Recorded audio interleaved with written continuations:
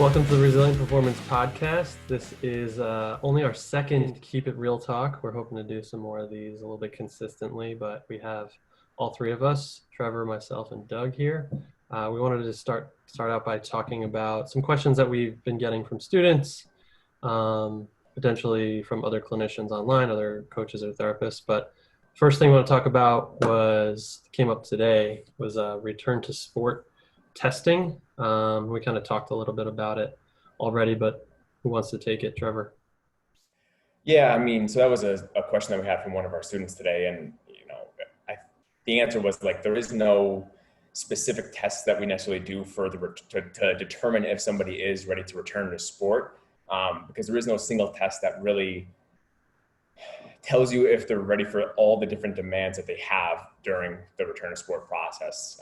And the kind of example we talked about was the 3-hop test is one of the ones that, especially for ACL rehab, that's really popular, and it's a good test. But just because somebody has a symmetrical 3-hop test doesn't tell you that they're ready to actually get back on the court and compete against their peers. And that was one of the things that, we've talked about before. That's probably the most important thing is are they ready to be in the sport with their peers, with the physicality and the fitness that their peers can kind of play with. So just because somebody's, has symmetry and can do some really easy closed change of direction or speed test, it doesn't mean that they have the fitness requisite to be able to compete against their peers. So being able to meet the standards of the sport, not just getting back to some sort of level of symmetry, is probably the most important thing. So, the whole training process, that's our assessment. That's our return to sport testing, is just the entire return to sport process. It's not just a single day and a couple of tests that we do. It's how we progressing them throughout everything. And after a while, it's if you have a healthy athlete, what do you want to see them be able to do to go and play their sports? That's the same thing we want for an injured athlete. And once the injury process is kind of over and that's no longer a constraint for them, we just have to be able to train them and prepare them like they would for a normal athlete who's not coming off of an injury. And if that's still an issue and there are still underlying, movement deficits or whatever you want to call it, then yeah, maybe they're not ready for the sport. But it's not like just a single day and a single test has given us all the information that we need to determine that. I think for myself, all the things that we do with agility and speed and strength work, along with the information that we get from force plate testing, gives us a lot of information that we are kind of always making decisions upon. But again, it's not like a single 5-10-5 or a flying 10 or one sort of test tells us whether or not they're ready for their sport. Yeah, and if let's say a 3-hop test is, has some sort of correlation that's found in the research, that's awesome. But that's going to be something you're already pretty much incorporating into your training anyway. So no matter what the test is, it's also an exercise. So you can use that test as part of your training process. And then, with the stuff that you're doing with ACLs before, you're saying go and play your sport with your teammates. The stuff you're doing just before then is going to be way higher level than a 3-jump test anyway. So it's almost all right, you should be able to do this test for sure, but that's not even close to the minimum that we're looking for. We're looking for a lot of change direction movements in an open looped chaotic situation under fatigue. These are some of the other things we were talking about today, and being able to keep your plant angles, passing the eye test, do things look the way that we want them to look in our model of movement. So yeah, it doesn't make the test itself or the test and exercise useless. It's just it's a starting point. It's something that all right, should be able to do this and a lot more than that. Yeah, and I think like you said with a 3-hop test, it's a good test and it gives you something that's gives you good information, but it's not even close enough to the level of stress that they're going to be encountering in their sport. So it's a fine test, I think, during the whole rehab process. Like you said, though, that's just should be something you're kind of doing, whether it's through bounding or whether it's through repeat broad jumps, repeat single leg broad jumps. It doesn't really matter what it is. It's just those are activities that should be incorporated throughout the entire process. But just because they can do that at, make it up, it could be week 20 post-op ACL. That doesn't mean that they're ready for their sport. There's so many other things that they should be able to demonstrate control with and like you said, pass the eye test and pass what we think is good before you're making that call on whether they're ready to get back to the sport. Yeah, since this is the Keep It Real talk, I'll keep it real and say it's probably not going to be that popular, and that's that I don't want people to think that we're anti-testing, we're these simpletons and we don't want to use any kind of objective measures. I mean, we have to ask, like, why do people, and it might be obvious, but like, why do people use quote unquote objective tests in the first place in the context of, say, like ACL return to play? Like, one of the reasons why you have testing, and for example, like, let's forget ACLs. Like, let's talk about like getting into college, right? Like, there's this whole debate, should there be standardized tests or not? And in an ideal world, like, you would have very ethical, fair people who could subjectively evaluate candidates and look at the totality of the applicant based on like their academic performance, their extracurricular activities, their character. The reason why you have like these objective tests is because you open things up to subjective bias if you don't have any kind of like quantifiable number to when you're trying to like identify talent. But we all know that like the SAT is an example, like it's more of a proxy for other things. It's a proxy for like, are you good at studying for tests? Do you have access to a prep course or a tutor in a lot of cases? So it's like, it's often testing, not the thing that you want to test, but more like other proxies for performance. With like ACL testing, it's like, yes, you know, hop testing can be valuable, but like Trevor said, there isn't one test that tells you, okay, this person's ready to play. You want to look at a lot of things. And the more things you look at, the more you realize there isn't one test or even a battery of tests, because you have to draw boundaries at some point.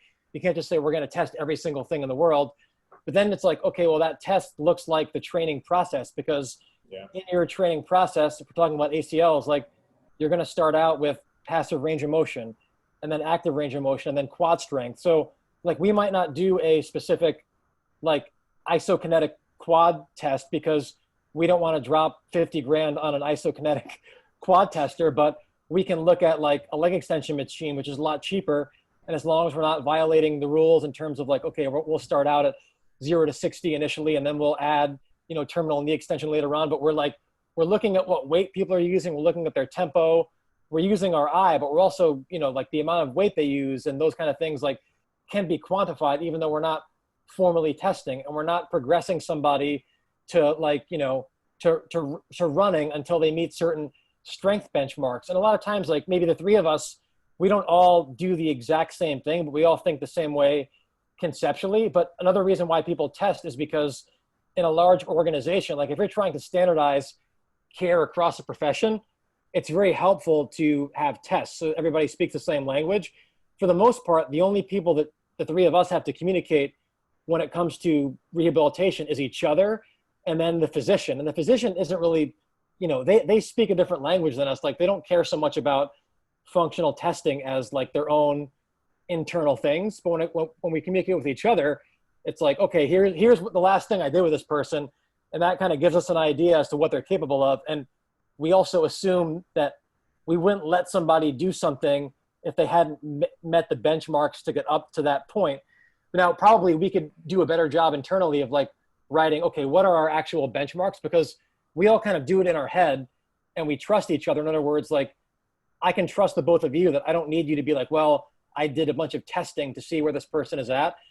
But as we probably grow our practice internally, we probably are going to want to have more objective tests, because if we have somebody that isn't as experienced or that hasn't been doing things, like kind of been immersed in the way that we do things, we're going to want to have quote unquote objective things. But like you said, Trevor and Greg, it's hard to say like, okay, here are the 5 tests that we do, because we're doing different things every day in training. We're trying to prepare for every biomotor ability and even psychological quality and physical quality that is involved in the return to sport process. And I think that like the larger the organization or group you're in, the more like standardized testing is necessary. We are a small group and we want to obviously like check ourselves subjectively, but we have each other to check ourselves subjectively, you know, so that the test can do that, but we can do that amongst ourselves. And we also communicate freely. So I don't want to make it seem as though like we don't think that there's a place for testing. I don't think we don't need to be as dogmatic about it because of the way that we operate, but I think there's a place for it. So I'm not trying to say that like people who do it are doing the wrong thing, but it also, I think, has limitations. And that's kind of a rant, but I guess it's like, you know, there's a lot of ways you could do things and I think do a good job. And that includes testing, and that includes maybe being a little bit more informal like we are. And I wouldn't deride somebody who does either one of those things as long as they have a rationale and they get to the same point later on. Yeah, I think like we talk about that with like the biomotor abilities, it's like he doesn't have there's not any one specific test that's the best for any specific biomotor ability, but you kind of throughout the training process are you're developing all of those qualities, whether it's strength, power, elasticity, rhythm, coordination, all of these different qualities. And that's where you're progressing throughout the entire time. So if, you know, they should look like their peers based upon whatever sport and whatever age they're kind of in. And if they're lacking any one of those abilities, like, well, then we're spending more time on that in training. So we don't need to have necessarily like a formal test during any of that stuff. And then I think from like or what we talked about with our students was most of the return to sport tests don't really have anything to do with fatigue. And if you're not really assessing how somebody moves under fatigue, then we're not really doing a good job of determining whether they can maintain movement competency in a sport when there is so many other demands, not just like, where is my foot and how is it moving when I run or when I change direction. So I think, you know, understanding and you know, pushing people during the return to sport process and getting them into fatigue and challenging how they move in fatigue is such a huge part of ultimately what we need to get athletes to do. Because if like moving under fatigue is dangerous because fatigue changes how we move. And if we don't push people to some sort of limit with that and stress them in those situations, then, you know, we're not really, that's one thing that we're not really assessing. And that's ultimately what athletes kind of get back to. And then one of the other things that we talked about too was I think like knowing what they are returning to is it's so different. It's not just based upon like the high school athlete or a college athlete or basketball or soccer or whatever. It's kind of knowing like, what are they going to be expected to do by their coach when they get back to sport? Because we've seen a ton of athletes who, you know, did the first 6 months of rehab somewhere else and then kind of came to us for a little bit before they go back into actual practice and things like that. And it's like, if they didn't come and see us and we didn't work on some of those more fitnessy qualities, not just range of motion and, you know, motor control, if you will, it's like if they got cleared by their PT to return to sport and then their coach just hears that, oh, this person's cleared, they're 100%, they can do whatever they want. It's like, well, that person's just going to get destroyed. So I think it's, you know, or is it the situation where like, hey, look, we can talk to the coach and like, I want them in just kind of, you know, individual skills for a couple of weeks, and then maybe they're in small-sided games and just kind of gradually exposing themselves to the stresses of the game and getting into scrimmage and then playing with a minutes restriction, like, especially because like, with the high school athletes that we work with, like there's such a range of what the coach is kind of expecting to be able to get back to and what they're comfortable expressing to their coach. So I think like all of that really makes a difference. Like if I have somebody who I know they're going to get back and their coach is like, you know, you're a starter, you're going to play the entire game just like you did last year. It's like, well, then I have a lot more work on my end and in terms of what they need to be prepared for to get back to sport versus if there's someone who, you know, maybe their coach expects that, but they also have a strength coach that they work with or something else. There's just some sort of other variable like that changes how far we have to push them kind of in the process. Yeah, definitely. And there's some times like I'm going through it right now with a post-op case where the athlete's going to return to his team in college and he's going to be expected to do things that aren't necessarily like related to his sport. So unless we have the conversation about like, what are the things you guys are normally doing in practice? What sort of testing do you guys do from like a fitness standpoint? And you mentioned like we do a ton of burpees, like we do a lot of workouts that include burpees. So it's like, I don't typically do burpees with people. So if I don't, and at least if I don't expose him to them at all, and then he goes back and all of a sudden day one he's doing burpees, like he probably won't do so well. And he might like think that I did a poor job or like his rehab wasn't good enough, or he might think, you know, maybe his confidence is lower, like he's not fully ready yet, but it's only specifically because I didn't do that one thing.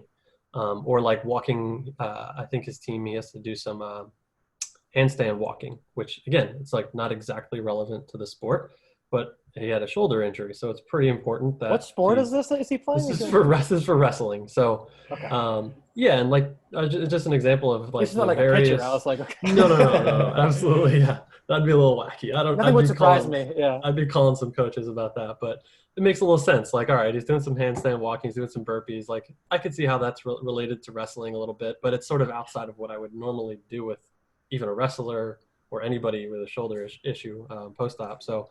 One other thing going off of the like testing or more so like return to sport activities under fatigue. You know, we've got these force plates in New Jersey, and Trevor's been doing a shitload of testing with those. And from like my eye, and I don't know how good you've gotten with it, but like if I watch somebody jump on there, I might think like that looks really good until you look at the actual data and you can actually see some percentages and it puts numbers on it, makes it objective so that it's not just your eye testing. And there's no ideal. It's really just like trying to get it as good as possible and then having some sort of range of like what's acceptable from like an asymmetrical standpoint or force production standpoint. Can you just talk about that like real quick? What are things that you're seeing typically with, you can use your ACL patient as an example and just like the eye test versus like quantifying it and then sort of like where is the in between and where do we want to fall? I think like the force weights have been extremely helpful for being able to understand like the phases of the movement, because you do see like with the counter movement jump, you have the braking and the propulsive phase, and the force weights give us data in terms of the asymmetry during both parts of those movement, which then from corrective exercise or basically just all we do in our movement prep and some of our warm up stuff is we're doing things kind of more targeted towards each phase of the jump. So initially, when I first started testing, there was a large asymmetry in both the braking and the propulsive, but the braking comes first, and the braking kind of sets up your propulsive phase. So we spent a lot of time doing eccentric focused activities, like a bunch of different snap down variations and things like that. And now over the last like month, that asymmetry is like almost gone. And now we still see an asymmetry more in just the propulsive phase, which is really based upon like the strength that she has in her leg. So now we're doing a little bit more stuff based in our movement prep to work on, strength in her leg, like power skips and things like that. They're a little bit more of like a concentric focus. So like, I think the force weights are great because they kind of let me be a little bit more specific than I could be with just my eye. It's not to say like, if you see those things and people have soft landings, it's like, okay, I need to, kind of get them a little bit stiffer with that. So you can introduce snap downs if that's the activity that you should do. But in terms of like the force weights, it helped me understand like that's a good activity now, not necessarily something that maybe I would have waited a little bit longer to do it. And I think Yeah, like, and then maybe I was just gonna say, and that's like stuff that you probably would, be doing eventually at some point, and maybe you'll start to find like patterns with ACLs, for example, where it's like I already know I don't need to actually force plate test this person because it's not practical. It's a luxury that we have a force definitely. plate. So, not everybody has that at their disposal. So like we'll start to see some patterns, I think, where it's like, all right, ACLs until this week, like I typically see they need to work on snap downs more than they need to work on concentric power or something like that. So that'll be pretty cool. But what were we gonna Yeah, say?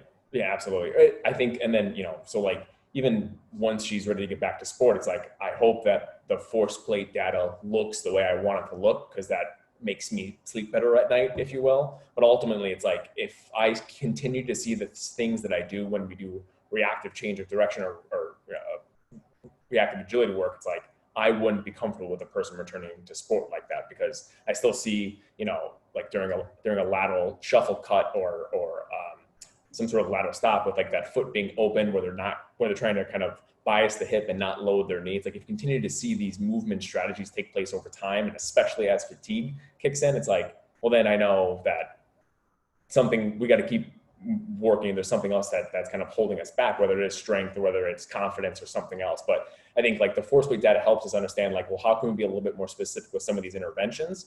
But ultimately, it's like we have to get them to move competently and move safely and move quickly and move with force and speed and power, and understanding like what are we actually like, what should we be looking for, how should it look basically when we're doing those activities is kind of where you have to take it. And I think a lot of people, it's like, just because like everybody who has seen her is like, oh, she looks great, and I'm like, she does. I think she looks Which really she good. does, yeah, she does look really But great. I'm like, I'm not comfortable with it yet. Like I think there's knowing the type of athlete that she is, like you can go so much further, and there's so much more that you're capable of, and the movement quality will continue to improve. And there's lots of little things from like the subjective side, like Doug had mentioned before. It's like just from doing this stuff for a while and coaching people and breaking down video, it's like you kind of find the trends that you're looking for, and if you can work on those things, like just because you did a 5-10-5 at this speed, like that's great, but what if the movement quality and the strategy and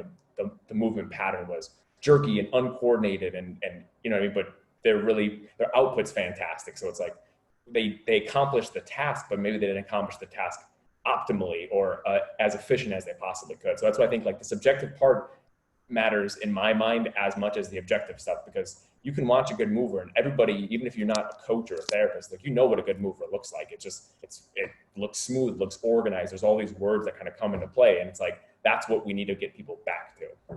Yeah, you brought up a couple of key points there that I think I want to talk about a little bit more. And one of them is like, some of this stuff is semantics, right? Because we're talking about testing, and somebody could say, okay, well, you're doing what you would normally do with like some of these plyos, but you're doing it on a force plate. So you could consider that testing. Like, I think that we look at it like, we don't probably have a separate day where we say, today is test day. Every day is a test, essentially. And any time that we can quantify what we're doing, we try to do it. So like in New Jersey, you guys have the force plate. Like you would be doing plyos anyway, because you have the luxury of the force plate in New Jersey. Now you're doing plyos on the force plate to get objective data that you're actually using to influence your decision. So if we're talking about like some people could say, oh, well, you guys actually do test.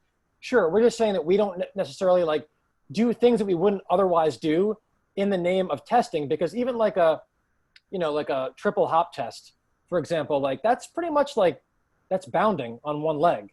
And when we go do like our running progressions, like we're pretty much doing bounding as a part of that. We might start out with like, all right, we're doing like a bound and a stick.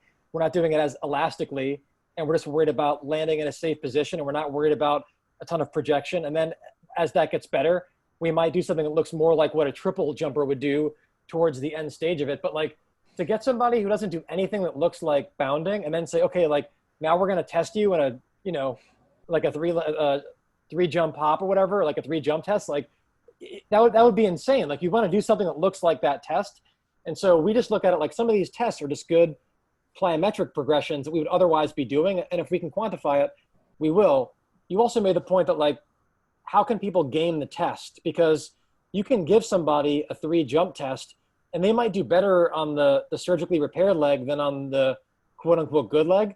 But if it's a knee surgery and they're using a hip and an ankle strategy to do it, are you going to say, okay, well, that's good. Let's return to sport. Again, as part of your process, whether it's a test or in your training, like you would know, okay, well, I either had a formal quad testing session on an isokinetic device, so I know that the quad strength is either adequate or it's not.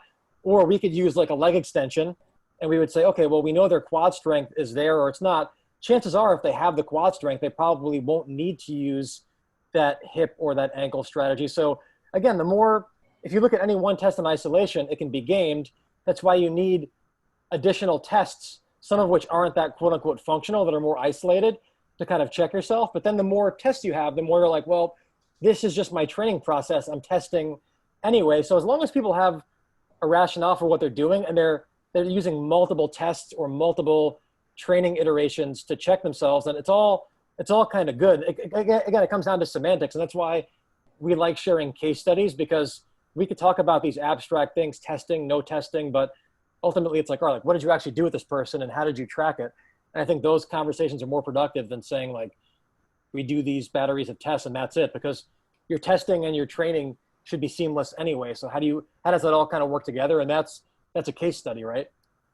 Yeah, I know Trevor's been like practicing force plate jumps so that he can have better numbers than some of his college basketball players. So it's pretty funny. Like he can game it, figure out ways to jump in a way that gives him better numbers than a college athlete who's like a freak and just an absolute animal on the court. So it's pretty funny. Yeah, like, I mean, is there a case on the force plate where you can get a better force plate reading, but the person that you're competing against actually jumps higher, which is what we care about? Oh, or is it always that's exactly what Greg's talking about. Like my force plate numbers would look like I'm this unbelievable, like you're Vince Carter, which you are. But if you like look, just watch him move, watch him jump, watch him do this stuff. It's like, yeah, dude, he's a way better athlete than me. Yeah, like, and this guy 360 dunks. I played D3 football. He's a D1 basketball player. Like there's a little bit of a difference between us and what our output abilities are. But it's I know how to like 360 change my jump a little bit and what kind of looks better on the force plate. But if you do a Vertec with us, it's like his jump's going to be 5 inches higher than mine.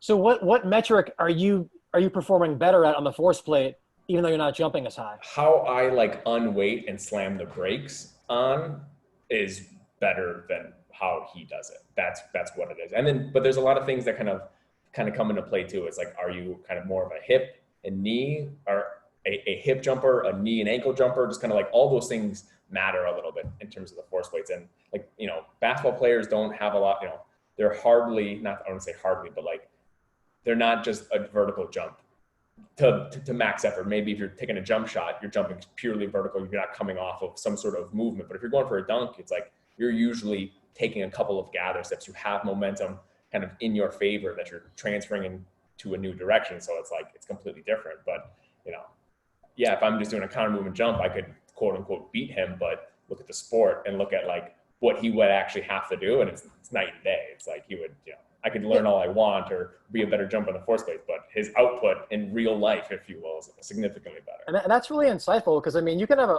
with these force plates, like you can literally look at a jump 100 or more different ways. You've got to figure out like, all right, what are the ways that actually matter? And even we work with these athletes a lot of times and like, we don't know what they were like before they were injured.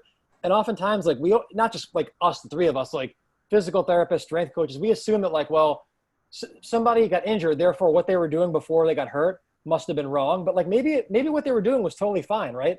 So like, how do we say like, okay, if the athlete naturally, even before they got hurt, would use more of a hip dominant jump strategy, but they jump, have a 40-inch vertical, right? Like who are we to say that like that's bad and that they need more of a knee strategy when like maybe that strategy had zero to do with why they got hurt, right? So it's like, there's so many unknowns with this stuff. So it's like, I'm not saying we shouldn't try to look at data because we should, but even when you look at data, it takes you down a rabbit hole of like, how did you even come to the conclusion that this data matters in the context of what you're trying to do?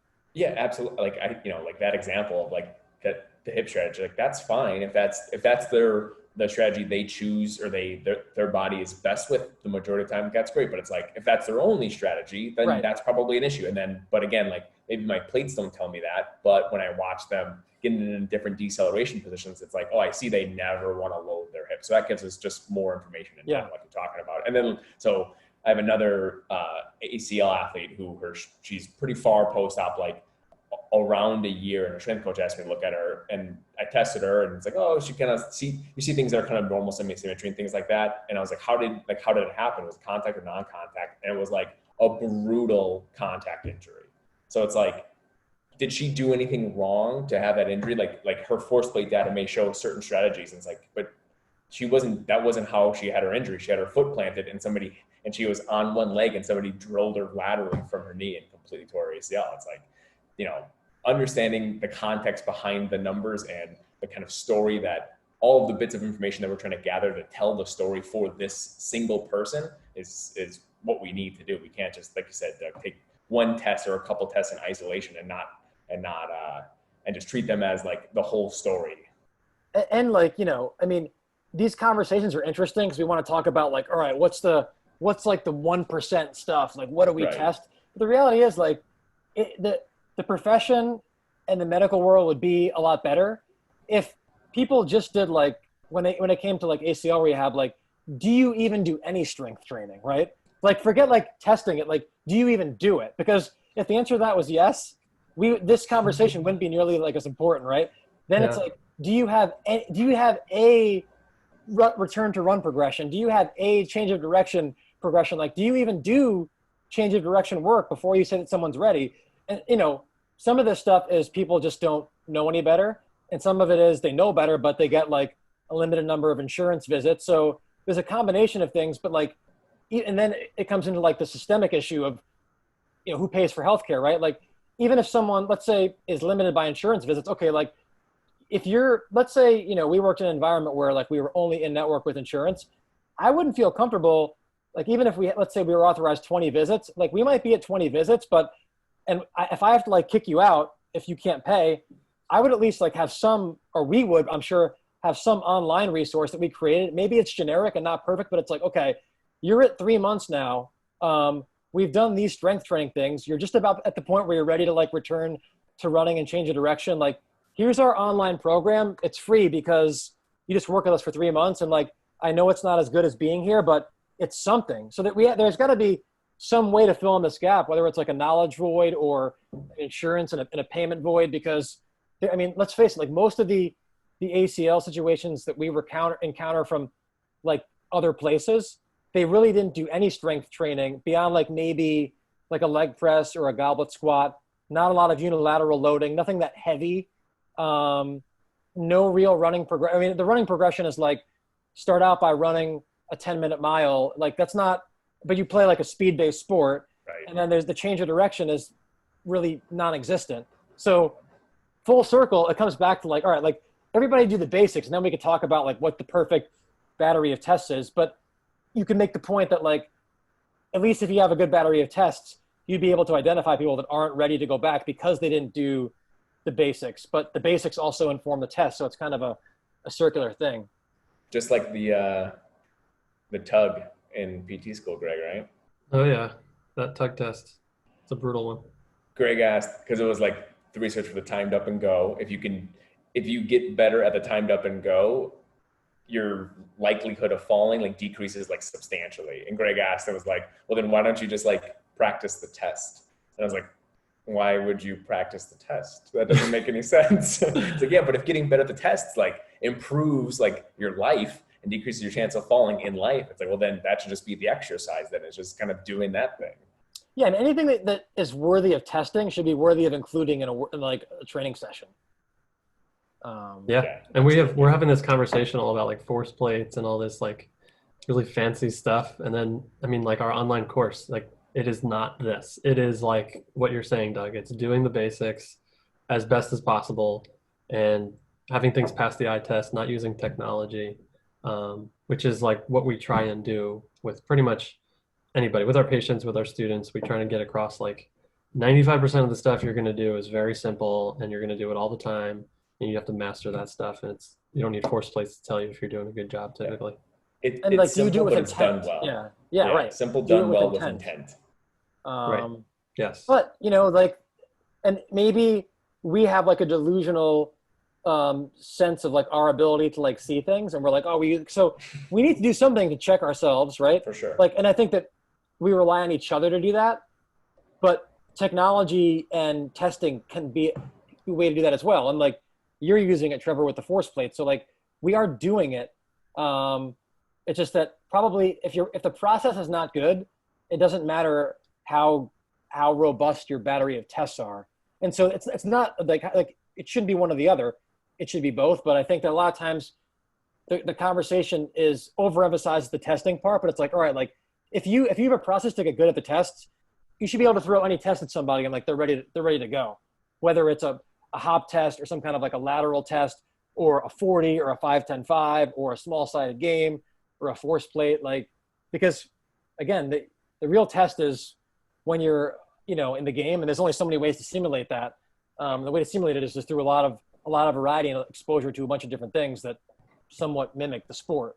Yeah. Yep. Awesome. Anything else you We guys said a wanna- lot without saying anything. No, that was good. That was good. Yeah. Anything else you want to touch on before we end this one? That was one topic that I That don't was know just how long. one question. pretty good. What has it been? 35, 40 minutes? Something like that. But yeah, I think that's it for this Keep It Real talk. This is only our second one. Hopefully we do some more. And then right now we have a promo going on actually for our course. We have a 15% discount, and then you get our exercise database access for a year for free. So I don't know if you guys have even seen like the web-based exercise database completed and everything, but it's pretty cool. There's, we have all those videos that we send to people. It's like you type in deadlift and any deadlift variation pops up, you copy and paste it. It's pretty easy and quick, but hopefully we can get some more people involved with our course and go over stuff that we want to do with people every day and with our students, and just try and get better. And all this return to play talk, Trevor is in the lab putting together the ultimate change of direction, return to sport resource. So stay tuned for that. Yeah, can't wait for that. Hopefully that's Yes. what do you think? End of the I don't know year? if he wants I that think kind we of can- pressure, but I'm going to put it out there. No, it's good. I like it. I think we can get it done by the end of the year. End of the year. All right. Because we got to film it still, Yeah, edit that it. does take some And like, time. no joke. I does mean, take time I am editing. excited to use this for myself because we had a conversation. We don't actually get to talk as much as we would like. We were talking a couple of days ago, and he's showing me, just footage, qualitative analysis, things that like seem like they're very, very simple, but the amount of depth that he goes into with some of this stuff is really, really huge when it comes to return to play, and even people who are uninjured. Just like it's really a great just movement analysis course as it pertains to change of direction. So I'm excited for it. I'm going to learn a ton for sure. Thanks, guys. I appreciate that. Yeah. Pump your tires a little bit there. Yeah, there you go. Yeah, if that's it, then let's sign off and we'll do this again sometime soon. Awesome. Thanks, everybody. Yep. See ya. Thank you for listening to the Resilient Performance Podcast. As a thank you for listening, we'd like to offer a 10% discount on our online products, which you can find at resilientperformance.com. We'd like you to use the promo code PODCAST, PODCAST, to get the 10% off. Right now we have the Resilient Movement Foundations course online format for you to purchase there. And we hope to grow that soon before the end of the year and have some other offerings. We hope you enjoy. Again, that's promo code PODCAST, PODCAST, for 10% off. Thanks.